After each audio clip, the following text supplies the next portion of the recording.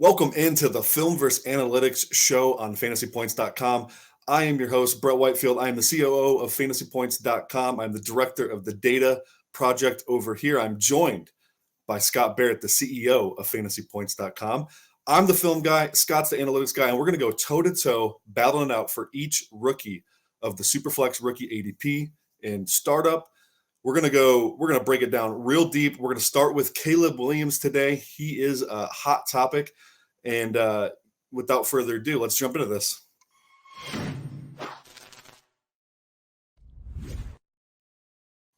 All Scott, right. what's up, man?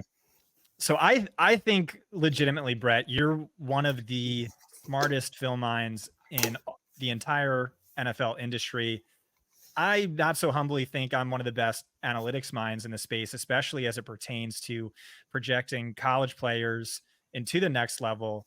And with that, it's important to remember the importance of intellectual humility. It's important to understand the edges of your own competency and then not stray too far beyond that. And so with that in mind, I have to say that really nothing appears all that predictive for quarterbacks. So you don't see me writing these massive articles on the quarterbacks like I do with the flex eligible positions. Usually what I do is I go off of what you, Brett, have to say, or I go off of projected draft capital, and then I just bake in a little bonus for rushing. If I were to do a model for quarterbacks, which again, I don't because nothing seems overly predictive. If I were to do that, it would be centered around sack avoidance. Pressure to sack ratio seems to be like one of the best, most predictive metrics we have for quarterbacks. So sack avoidance, pocket presence, pocket awareness, escapability, and maneuverability in the pocket, all that together combined plus accuracy. So maybe depth adjusted completion percentage or accurate throw rate. Those are stats I don't really have access to because Brett's too lazy to chart 5 million FBS games apparently. So without that, here's what I've done in terms of research on Caleb Williams. And again, it wasn't a lot because analytics don't appear overly important for the quarterback position. But here's a cool stat. Since 2016, you look at all Power 5 quarterbacks and you rank their seasons by fantasy points per game. Caleb Williams 2022 ranks 8th on that list. And I know, fantasy points per game, that, doesn't seem like a predictive stat, but here's the top 8 on that list. Lamar Jackson, 2016, Jaden Daniels, 2023, Lamar Jackson, 2017, Patrick Mahomes, 2019, Jalen Hurts, 2019, Kyler Murray, 2018, Joe Burrow, 2019, and then Caleb Williams, 2022. So within that context, it looks a little predictive, or, speaks to maybe his upside at the next level. And so going back to what I was saying earlier, the importance of sack avoidance, right? A few things stick out to me. One is Caleb Williams 3.27 time to throw average. That seems crazy high. And so like you look at the NFL level, Patrick Mahomes is at, one of the best at buying time within the pocket. He was at 2.75 last year. And so, 0.75 seconds on average in the pocket from college to pros, that's an eternity at the next level. Who was highest in that stat last year is Justin Fields at 3.02. And so he does have that escapability in the pocket, but maybe he was just holding on to the ball too long. And so that's something I want you to keep in mind when we get to your section. Something that is impressive when under pressure, his time to throw was 4.5. The only other quarterback drafted, I think, in the first 3 rounds over 4.25 was Kyler Murray. So again, he has that ability to buy extra time in the pocket. One of the best quarterbacks to come out in some time in terms of EPA per rush. What was pretty prolific as a runner in college, or productive as a runner. He averaged 41.6 rushing yards per game in his career. That's actually less than Drake May, but it does speak a little bit about his Konami code upside in the pros, which, as we remember, is really important. That's a fantasy cheat code. Look at Justin Fields. Okay, he was just traded for peanuts. But when he was starting and he was on the field, he was consistently producing like a mid-range QB1. So just digging into the analytics on Caleb Williams, I do see that elite major season And then some questions regarding uh, his effectiveness against pressure, or maybe his willingness to face pressure because he was spending too much time in the pocket. But yeah, these are the questions I have, and I understand I went a little too long for this segment, uh, for Caleb Williams, that I'm hoping you can kind of bring up in the next section, Brett. Yeah, for sure. So you used the word upside several times, Scott. Upside is definitely what you're getting with Caleb Williams. He is a ceiling play. I'll repeat, if you are drafting Caleb Williams, number one overall in the NFL draft, you are drafting him for his ceiling because he is not a very clean prospect, in my opinion, Scott. And one of the things I want to get to here is like, he is one of my favorite players to discuss in this draft because the upside is so huge, but there are so many questions. It seems like we should be having some really good discourse about Caleb Williams. We just haven't. You kind of get shunned in the space if you have any contrary opinion on Caleb Williams. Well, let's talk about some of the things he does well, right? So, from a pro standpoint, he has elite arm talent, Scott. Like this guy can make every single throw in the book. We have a stat here at Fantasy Points called wow throw rate and wow throws. These are throws that beat coverage themselves. They're the highest degree of difficulty throw. They themselves beat the coverage. Caleb Williams, he's a candidate to lead the NFL in wow throw rate year over year. His arm talent is that extreme. He also has unparalleled playmaking ability, Scott. Like this is a guy who he does invite a lot of chaos into his life, but with that chaos comes this ability to make crazy plays, whether it's with his legs or scrambling to then throw the ball downfield. The playmaking ability is like nothing I've ever seen at the college level, even going back to Patrick Mahomes, Johnny Manziel. This is the spectrum of player that Caleb Williams is on, by the way. And then lastly, like his mobility, Scott. Like this guy has legitimately good legs. Like you can design QB run game through Caleb Williams. It shouldn't be the central part of what he does, but he does do it at a really, really high level. He's not Lamar Jackson. He's probably not even Justin Fields, who you mentioned, but he does have good enough legs where, you know what, I might put QB power in my playbook for a couple times a game. I'm going to run some read option. We're going to get him rolling on some RPO stuff. That's where he really thrives. That's when he's in his element. The negatives, though, and there are a lot of them to me, red flags galore, and I'm talking just stuff on the field. I mentioned that he invites chaos into his life. Scott, you invoked the word sack to pressure ratio. I want to see what his invited pressure rate is because when I went back through and charted some of his games, and I do chart some of these guys' games just so I can get a baseline for how they play, it's constant of him inviting pressure into his life where he's not playing in structure. He's not throwing the ball within rhythm. He hits the top of his drop and he is not looking to deliver the football. He's looking to extend the play with his legs, inviting that chaos into his life.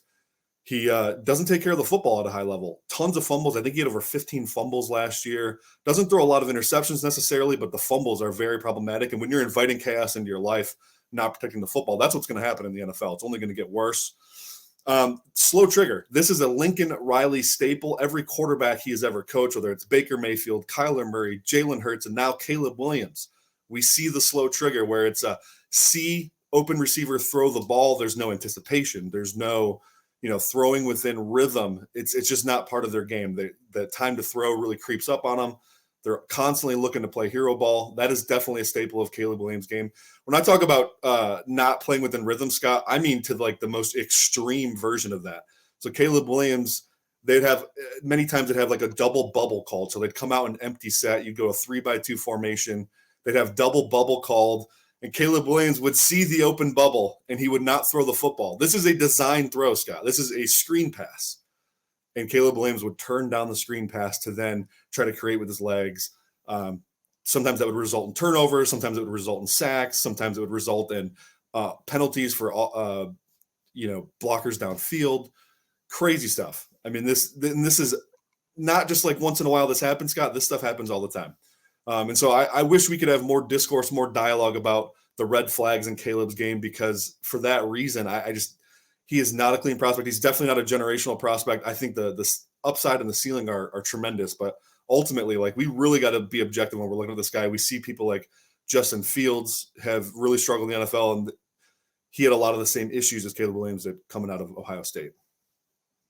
Yeah, hearing you say this, I'm reminded of watching tape with you on Justin Fields when he was coming out, and you had a hot take back then where you're like, I don't know that he starts for very long in the NFL because I'm seeing these concerns. And it sounds like a lot of the things you're saying with Caleb Williams. Would you say that's right? Oh, for sure. 100% right. And we as a community have completely undervalued these QB centric things that make great QBs. The playing within structure, accuracy from a clean pocket. Like, think about the best three quarterbacks of our generation, Scott. You have Tom Brady, Peyton Manning, Drew Brees. None of them are physically gifted. And no one will debate Caleb's physically gifted, but what they all excel at is between the ears. Amazing at, reading defenses, getting through the progression, getting into the right play. Like, that's something that sounds so ridiculous, but those guys know how to get to the right play. That's not something you see Caleb do. He doesn't have command of that offense. Huge red flags to me. Yeah, just in case the people at home don't know, can you go a little more in depth on what it means to go through your progressions? Because that's what I remember watching with you when we were watching Justin Fields when he was coming out, was just slow to move through the progressions, not seeing the open man, forcing the ball instead of hitting the open man. Yeah, so it's not necessarily a one-to-one so the things Fields struggled with is he locked onto his number one and he wouldn't get through his progression. So every pass concept at the college or NFL level has at least two reads, basically, where you have, half field left read, half field right read. Sometimes there's a third read. A lot of times that third read is a check down. It's usually a 2-route combination that you're reading, sometimes a 3-route combination. And for Justin Fields, he just lock onto the number one receiver of his primary concept. He would stick on that. He'd throw to it no matter what. And if it wasn't there, he'd scramble around and run. Caleb Williams is a little bit of the opposite, where he doesn't really lock onto anything. He just kind of stares down the barrel of the defense, doesn't really look at his primary concept, doesn't really get to a secondary concept or his check down, and then just starts scrambling around trying to extend the play, wait till guys are wide open. This, like I said, this is a staple of Lincoln Riley's quarterbacks, where like Kyler Murray was notoriously the worst at this, where he literally wouldn't throw the ball to somebody unless they were streaking wide open, basically. And Caleb has a lot of that in him for sure. So where do you have Caleb Williams? Yeah, so this is tough. QB1? He's not my QB1. We'll get into who my QB1 is later. You probably already know by now if you've been following me for any amount of time. But Caleb is, he's going to score right in that QB2, QB3 range for me. And I know that sounds like a fence sick considering everything I just said. The problem with Caleb is, like, he has so much physical and raw talent, way more than Justin Fields did, that this is a guy who could really, he could end up being a phenomenal quarterback in the NFL with the right coaching, with the right circumstances. I don't know that Chicago is the right spot for him from a coaching standpoint. I do know that they have a pretty stable environment from a roster standpoint. I think getting drafted to a team with a decent offensive line, with Keenan Allen and DJ Moore and Cole Kmet and DeAndre Swift, like, that's a good environment for a 101 pick. So I'm not sure the coaching is correct, though. They couldn't get it right with Fields, so what makes us think they could get it right with Caleb Williams? So that sounds like a big hedge, right? Like, I think his ceiling is so good, I have to keep him at least at that QB3 range, Scott. The problem is there's a significant chance that he just stinks in the NFL. And that's where I'm really conflicted. And I said that about Justin Fields too, right? He was a really accurate thrower, obviously a great athlete, but I had that gut feeling that I think there's a significant chance he just stinks. And I think Caleb's right there. He's in that Johnny Manziel, Justin Fields, range of outcomes where it's like, oh, this could be really bad. Yeah. So right now I'm imagining a number of Chicago Bears fans watching this, a number of dynasty players who, tank their asses off to lock up that 101 pick. They think they're sitting pretty, and they are screaming at their, YouTube right now. But here's the thing is, like, you're not the only one saying this. I have some friends back from when I worked at PFF who are film experts in their own right, people who don't put out content. And they were saying basically the same thing. The comp I heard was basically a plus version of Zach Wilson for Caleb Williams. Speaking to everything you just spoke on, I also heard the invocation of Johnny Manziel. And so I'm just curious, playlistically, we can say, what are some upside and downside comps for Caleb Williams? So the upside comp everyone's going to cling to is Patrick Mahomes, right? Patrick Mahomes is an elite out-of-structure player. The big problem with that comp for me is Patrick Mahomes is also elite in structure, and he was really good at that at Texas Tech too. Now, he's obviously gotten better and better at that, But Mahomes is phenomenal at getting through progressions. He usually is content with just taking what the defense gives him. And when he needs to make a big play, he will go make a big play out of structure, but that's not really what he does. It's not his bread and butter. What makes him great is his ability to always be right and never be wrong. And I don't see that with Caleb Williams. But that is the ceiling comp. The floor comp is, you already said it, it's Johnny Manziel, Zach Wilson. Those are the range of outcomes. I know Manziel had a slew of off-field problems, and we could, on a different show, maybe get into some of the other red flags with Caleb off the field. I don't think there's anything too crazy there that should be alarming, but there are, some temperament issues, I think, as far as like a leadership standpoint, because that's another big trait for quarterbacks, right? That people underrate. Guys in our chair, Scott, like we don't know Caleb Williams. I don't get to sit down with Caleb and pick his brain and figure out if he's a good leader type. But from outside looking in, it seems like temperamentally he might not be the best suited to be an NFL quarterback right now and lead a franchise. Yeah, I remember some discussion earlier in the year about how it made no sense that Luke Getsy just kept calling in breaking routes for Justin Fields, who really struggled at making those throws. And somehow the play caller was failing Fields, when to me at the time, it was just like, yeah, maybe that's a prerequisite for being an NFL starting quarterback. And if your quarterback can't do that, that's a serious issue.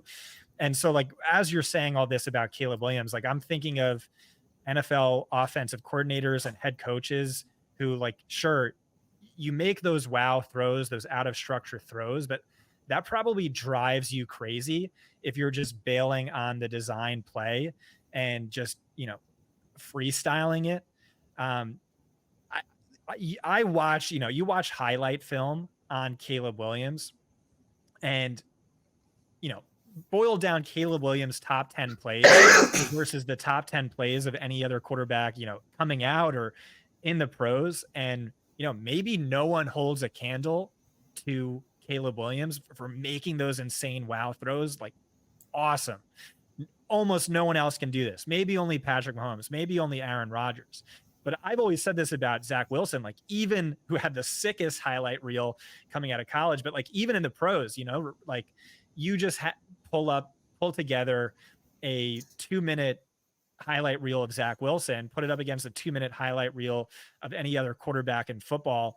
And let's say you haven't watched a single NFL game beyond that in 20 years, you might think Zach Wilson's an easy top 10 quarterback in the pros. The problem is, his low light reel runs about 3 hours longer than his highlight reel.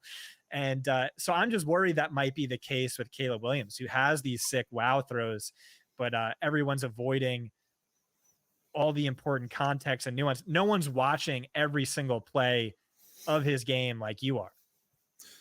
Yeah, I think there's for sure some truth to that. I think, most evaluators, they have like a 4 to 6 game model where they evaluate a player off 6 games. I've watched every throw of Caleb Williams' career multiple times, so I'm pretty comfortable with my take. I know if you look around the industry, though, Scott, you're starting to see the discussion happen, whether it's Kurt Warner or Lance Zierlein. Some of these guys are really starting to figure it out, where, like Kurt Warner, and Tom Brady, actually Brady's done it as well, where they've put out these tweets or these kind of anonymous, they're not talking about Caleb Williams specifically, but when they're talking about the things you look for in a great quarterback, they're clearly pointing to the fact that Caleb Williams doesn't check many of these boxes. So, and by the way, just because he hasn't done it doesn't mean he can't ever do it. I just think there's a developmental curve needed here that is beyond the scope of what anybody is willing to talk about for whatever reason. And I'm not sure why that is, but I think maybe a better landing spot for him would be somewhere where he could sit a year. And I know that's super hot takey, Scott, but that's honestly how I feel. Wow. All right. Well, to try and reach some sort of conclusion here, again, I have a ton of respect for Brett Whitefield, and his opinion means a lot to me. If I were drafting from the 101, I would be trying to trade down. The good part about that is you can get a haul. You can get an absolute haul right now. I was just in a startup draft. Caleb Williams went, I think, the 107. 108. So if you 108. So if you wanted to trade down from that spot, you would get an absolute haul. And I think that makes sense. I mean, Marvin Harrison Jr., Malik Neighbors, Jaden Daniels, Drake May, JJ McCarthy. These are all a bunch of names we're going to be hitting on over the next few days.